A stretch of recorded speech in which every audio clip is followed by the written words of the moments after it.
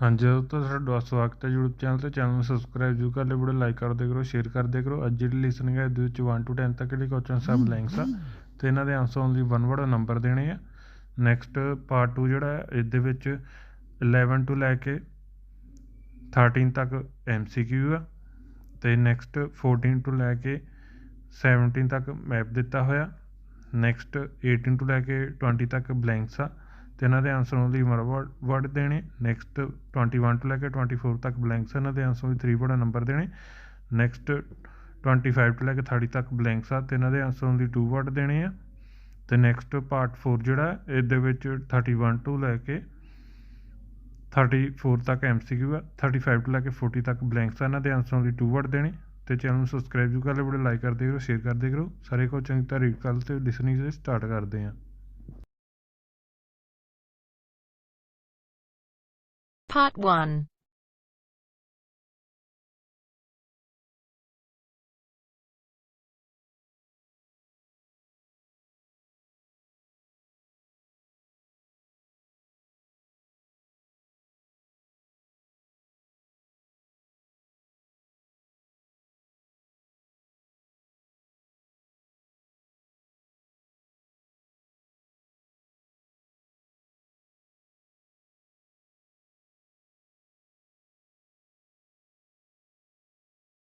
You will hear a man talking to the customer services manager of a bank.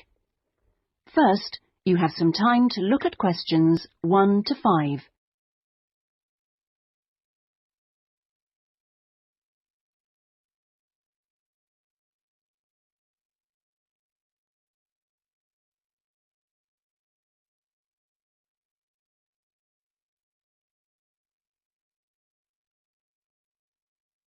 Now we shall begin.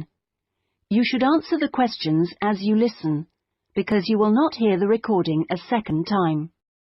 Listen carefully and answer questions 1 to 5. Good morning. I'd like to open a bank account, please. Certainly. If you'd like to take a seat, I'll just get some details from you. It won't take long. Thanks. Is it a current account or a deposit account you wanted? A current account? Right. I've got the application form here then. We have different types. I see you've got our leaflet there. I've decided on the one called Select. Right, that's fine. So, first of all, can I have your full name, please? Yes, it's Peter Hennis. That's P-I-E-T-E-R. Is it H-E-N-N-E-S? Only one N, actually. It's a less common spelling of the name. Oh, right. Okay. And what's your date of birth, please? The 27th of the 1st, 1973. Right. And will this be a joint account? No, just myself. Okay, fine. And where are you living, Mr. Hennies? 15 Riverside. Is that all one word? Yes. Exeter? Yes. How long have you been at your present address? Is it more than 2 years? Just 2 weeks, actually. I only arrived in the country a month ago. I'm from Holland. Oh, that's fine. But we normally ask for a previous address in that case. Oh, yes. Well, it's Rielsdorf 2. That's R-I-E-L-S-D-O-R-F 2, Utrecht. Holland. Okay, thank you. Do you have a daytime telephone number? Yes, I think the number at my office is 606295. Just a minute, I'd better check. Oh, no, sorry, 616. I'm not used to it yet. Would you like my home number, too? Yes, please. It's 796431. Are they both local numbers? Yes. Before you hear the rest of the conversation, you have some time to look at questions 6 to 10.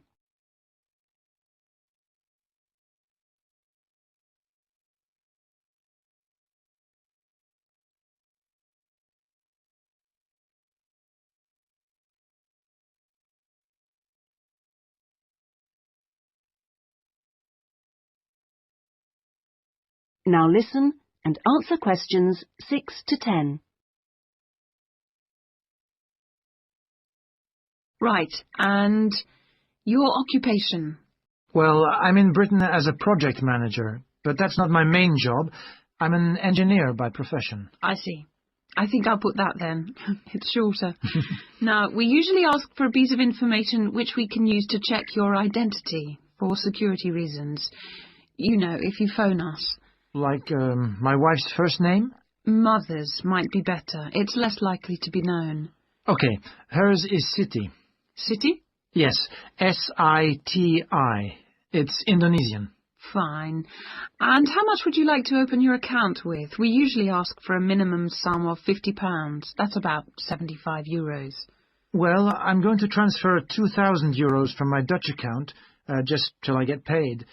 In fact, I wanted to ask you about that. What's the best way to do it? It depends which bank you're with. It's the Fransen Bank in Utrecht. Okay, fine. I'll check that in a minute. If we have links with them, we can do a direct transfer, but it's not a big problem either way. Let's see. How often would you like to receive statements? I haven't really thought. What's the usual thing? It's up to you. Some people like them weekly. Oh, no, that's too often. Can I have them sent once a month? Yes, that's fine. Is there anything else? I was thinking of registering for your internet service at some stage. Oh, yes. Would you like me to send you information about that?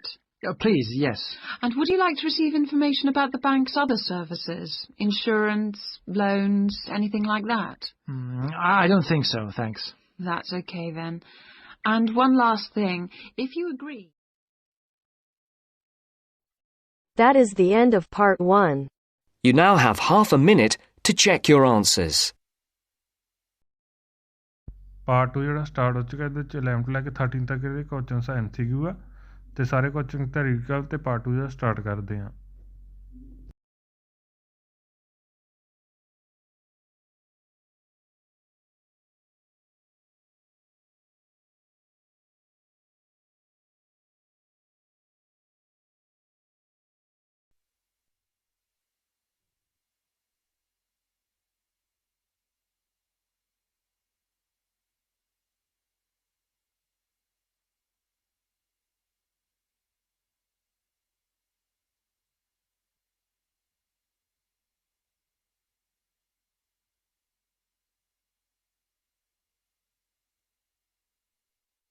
Now turns to part 2. Part 2. You will hear a guide giving visitors to a country house information about the house and gardens. First, you have some time to look at questions 11 to 13.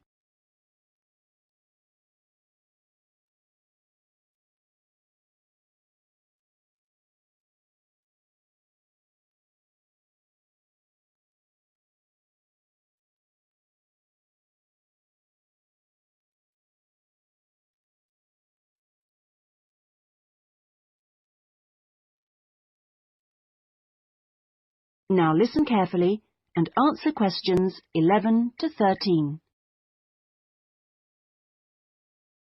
Welcome, everybody, to the lovely house and gardens of Rosewood, once the home of the famous writer Sebastian George. He bought the house in 1902, although he had first seen it 2 years earlier. At that time, the owners let it out to a tenant, because George was too slow making up his mind to buy it. When it came back on the market, there was no hesitation, and he bought it immediately, for £9,300, even though the house had no bathroom, no running water upstairs, and no electricity. When he came here, he'd been married for 10 years. During that time, he'd become one of the most famous writers in the English-speaking world. His professional success was enormous, but his personal life wasn't as successful. He was no longer on speaking terms with his brother and had been devastated by the death at the age of 7 of his elder daughter, Josephine. Moving to Rosewood allowed the family to start a new life. George regarded Rosewood as a pure example of a traditional country house of this part of England and did some of his most successful writing here. The house and its grounds became the family haven and their escape to privacy and quiet. The walls and the mullioned windows were built of the local sandstone. The tiles on the roofs and the bricks of the chimney stack were baked from local clay, and the wooden structures inside came from oak trees which grow around here. Before you hear the rest of the talk, you have some time to look at questions 14 to 20.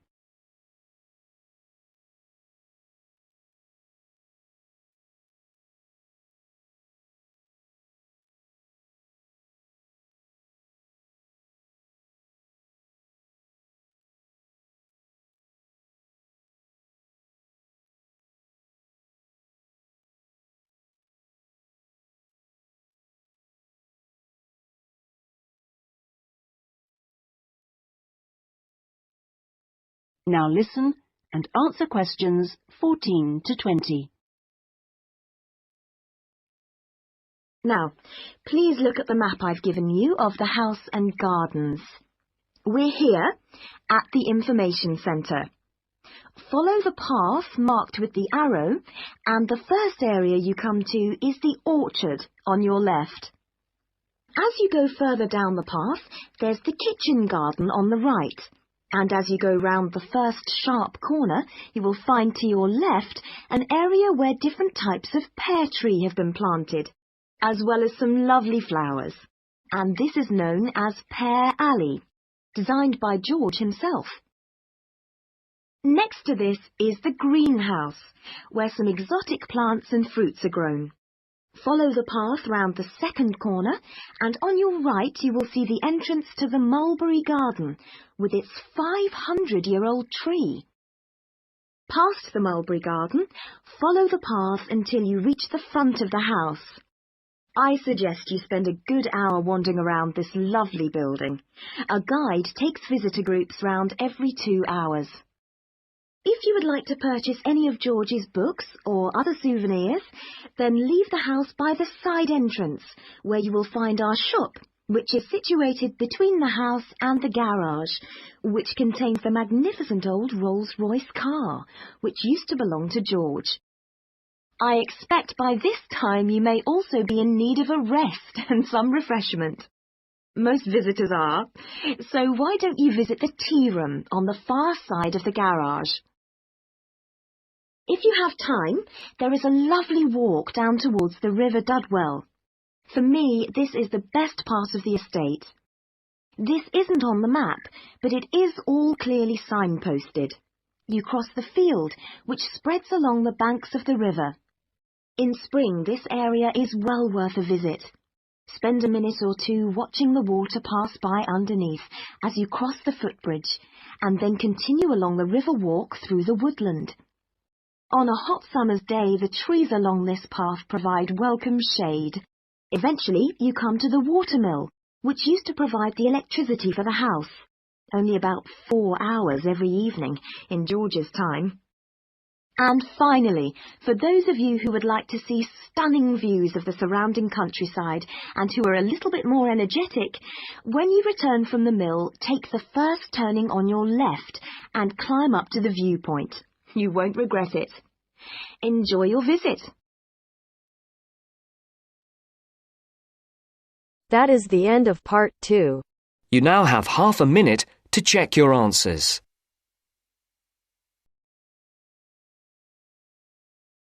Part 3 ਜਿਹੜਾ start ਹੋ ਚੁੱਕਿਆ ਤੇ 21 ਤੋਂ ਲੈ ਕੇ 24 ਤੱਕ ਜਿਹੜੇ question blanks ਹਨ ਦੇ ਆਨਸਰ ਲਈ 3 ਵਰਡ ਨੰਬਰ ਦੇਣੇ। ਨੈਕਸਟ 25 ਤੋਂ ਲੈ ਕੇ 30 ਤੱਕ ਬਲੈਂਕਸ ਹਨ ਤੇ ਆਨਸਰ ਲਈ 2 ਵਰਡ ਦੇਣੇ। ਸਾਰੇ ਕੁਐਸਚਨ ਜਿਹੜਾ ਰੀਡ ਕਰ ਲਓ ਤੇ ਪਾਰਟ 3 ਦਾ ਸਟਾਰਟ ਕਰਦੇ ਹਾਂ।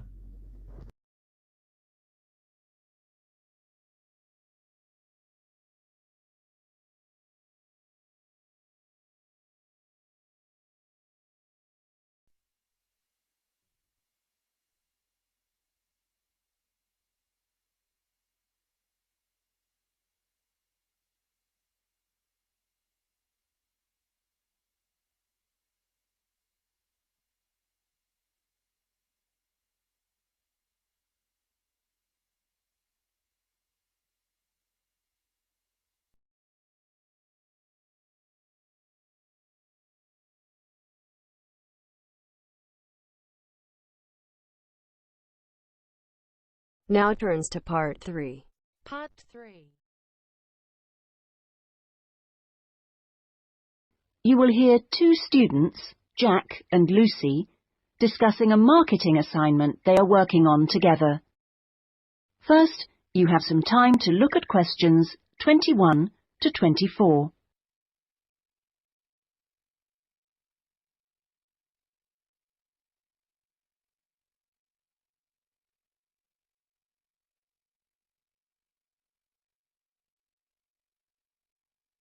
Now listen carefully and answer questions 21 to 24.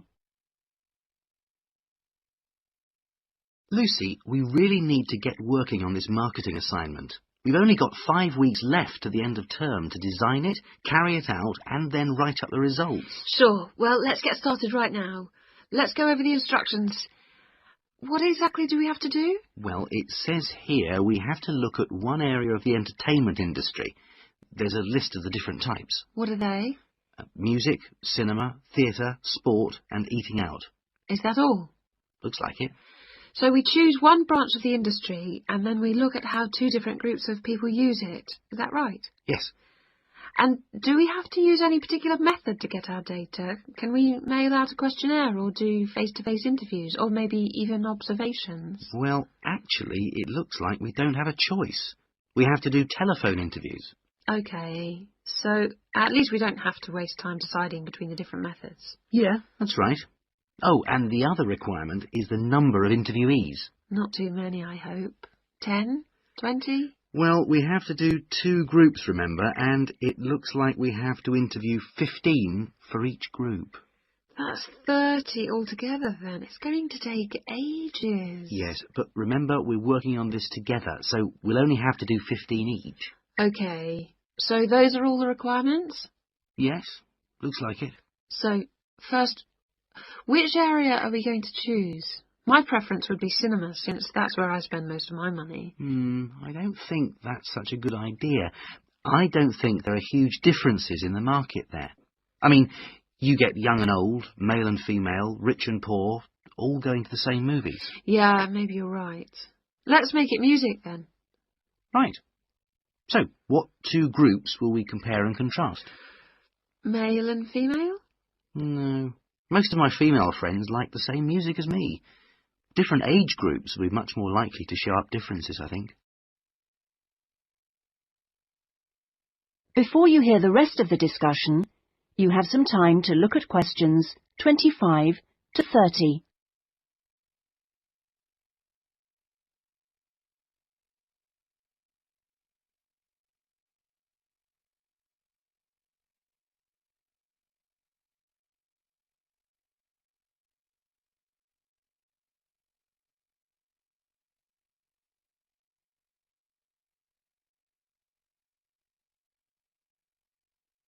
Now listen and answer questions 25 to 30.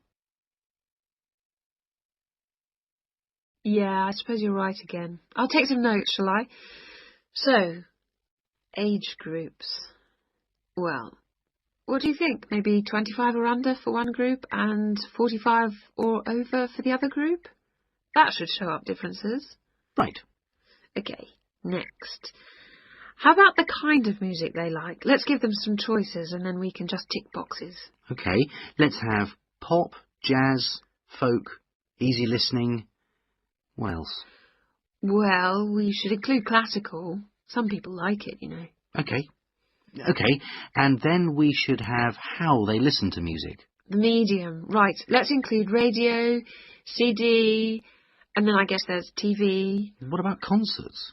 You know, in pubs and halls. Oh yeah, we should include live music, of course. OK, we're on a roll now. Next point could be about where they actually get their music. You mean, like, do they buy it in music shops or department stores? Yes, or download it from the internet. Right, that could be for recorded music. Then we need another section for live music. Where do they go for that? OK, let's say disco, pub, club, concert hall. Or opera house. And I guess we should include karaoke bars. Not many of them in this city. OK, we'll leave that out then. So what's left to do? That's it. Well, now we can make a timescale for doing it. That is the end of section 3. You now That have is half the a end of minute part to 3. check your answers. You now have half a minute to check your answers. Part 4 ਜਿਹੜਾ start ਹੋ ਚੁੱਕਾ ਹੈ, ਇਹਦੇ ਵਿੱਚ 31 ਤੋਂ ਲੈ ਕੇ 34 ਤੱਕ MCQ ਹੈ, 35 ਤੋਂ ਲੈ ਕੇ 40 ਤੱਕ ਬਲੈਂਕਸ ਆ। ਇਹਨਾਂ ਦੇ ਆਂਸਰ ਲਈ 2 ਵਰਡ ਦੇਣੇ ਸਾਰੇ ਕੋ ਚੰਗੀ ਤਰ੍ਹਾਂ ਰੀਡ ਕਰੋ ਤੇ ਪਾਰਟ 4 ਜਿਹੜਾ ਸਟਾਰਟ ਕਰਦੇ ਹਾਂ।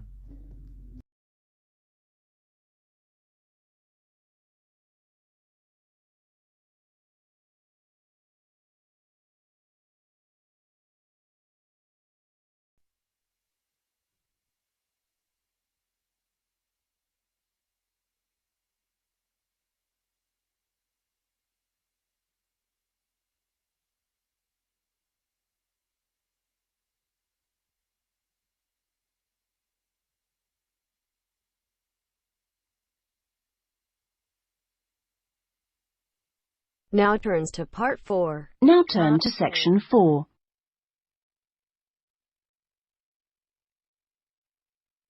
Section 4. You will hear a lecturer talking about farming in ancient Ireland.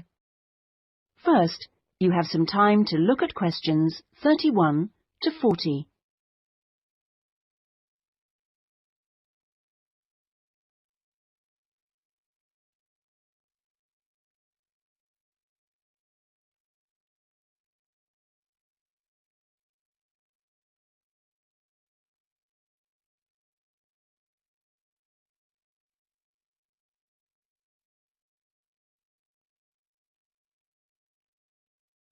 Now listen carefully and answer questions 31 to 40.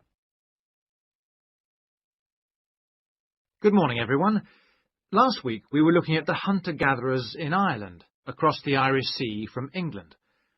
Today we're going to move on to the period between 4 and 6,000 years ago, known as the Neolithic period, which is when a total farming economy was introduced in Ireland.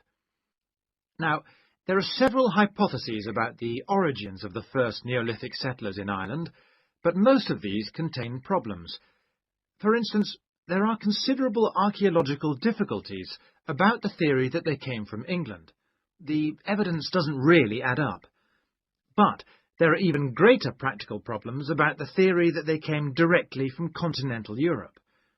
For one thing, it's not clear just how sufficient numbers of men and women could have been transported to Ireland to establish a viable population. As you know, the hunter-gatherer economy which existed beforehand was based on small, scattered groups. The farming economy would almost certainly have required much larger communities to do all the work needed to plant and tend sufficient crops to sustain them through the year. The early farmers kept various animals, including cattle and sheep. There's also evidence of pigs, but it is possible that these could have been descended from the native wild species. Now, we know from modern farming that if the level of breeding stock falls below about 300 females, the future of the species locally is at risk. So we must assume that from the beginnings of Neolithic farming, the number of breeding sheep would have considerably exceeded 300. And the national cattle herd must have been of a similar size. The question is how these were brought to the area and where they came from. It's usually suggested that the Neolithic settlers used skin-covered boats to transport livestock, but this method would have severely restricted the range of the colonizing fleets. The sheer volume of animal transport necessary means it's unlikely that this livestock could have been brought from anywhere further than England. What about crops? Well, two main cereal crops were introduced to Ireland during this time, wheat and barley, both in several varieties.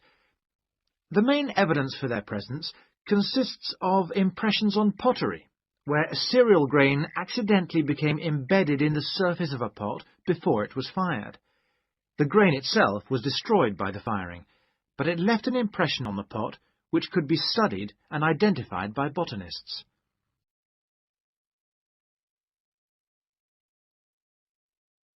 Let's turn our attention now to the farming technology available at that time. Before the cereal crops could be planted, it would have been necessary to clear the forest and to break the ground by ploughing. the stone blade of a plough has been discovered during excavation in County Mayo in Western Ireland.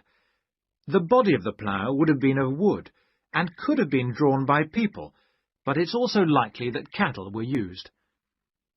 Now, the cultivation of crops and the husbandry of livestock brought about changes in people's lifestyle, such as the type of shelters they made. For one thing, instead of moving from place to place, they needed permanent dwellings. The stone axes used to chop down trees to make these dwellings were far superior to any that the Stone Age hunter-gatherers used. To make the axes, sources of suitable stone had to be found and systematically exploited. These so-called axe factories were really quarries rather than factories, as the manufacture of the axes wasn't regularly performed on the quarry site. However, after the axe had been chipped into shape, they needed water and sand for grinding and polishing, so a high mountainside wouldn't have been an appropriate place for this. So this final stage of the manufacture must have been carried out close to water, and sure enough, there's ample evidence of this at coastal sites. Now, it's clear that these Neolithic axes were transported all over Ireland, as well as to Scotland and the south of England. It's not really surprising that axes from axe factories in England have also been found in Ireland. At the very least, this indicates that there was a link between the two islands during that period. One of the most useful innovations of the colonizers was pottery making, which was quite unknown to Irish hunter-gatherers. The pottery was probably made by shaping clay into a ball with the hand, and then hollowing it until the walls were the right thickness. After firing, the outside was often polished. This would have helped the pots to retain water, as they weren't glazed. Now, we know that the clay used usually came from local sources, which suggests that manufacture was on a fairly small scale, even though thousands of fragments are usually found at Neolithic sites. In the course of time, decoration began to appear. At first, this looked like a series of stitches and was just around the tops of the pots. This could have been an imitation of earlier vessels, which were made of leather sewn onto wood. Then, eventually, pots with decoration all over became much... That is the end of part 4. You now have half a minute to check your answers. Part 4 ਜਿਹੜਾ ਖਤਮ ਹੋ ਚੁੱਕਾ। ਹੁਣ ਆਪਾਂ answer ਦੇਖਦੇ ਹਾਂ। First select next 27 January 1973, next 15 Riverside, next 2 weeks, next 616295, next engineer, next mother, next 2000, next month, next internet, next C, next A, next C, next H, next F, next B, next D, next field, next footbridge, next viewpoint, next entertainment industry, next telephone interviews, next 30, next male and female, next jazz, next classical, next concerts, next department stories, next club, next opera house, next C, next A, next A, next B, next people, next water and sand, next Scotland, next outside, next local, next top। Channel को subscribe जरूर करें, बड़े like कर देगा, share कर देगा। Thank you for watching.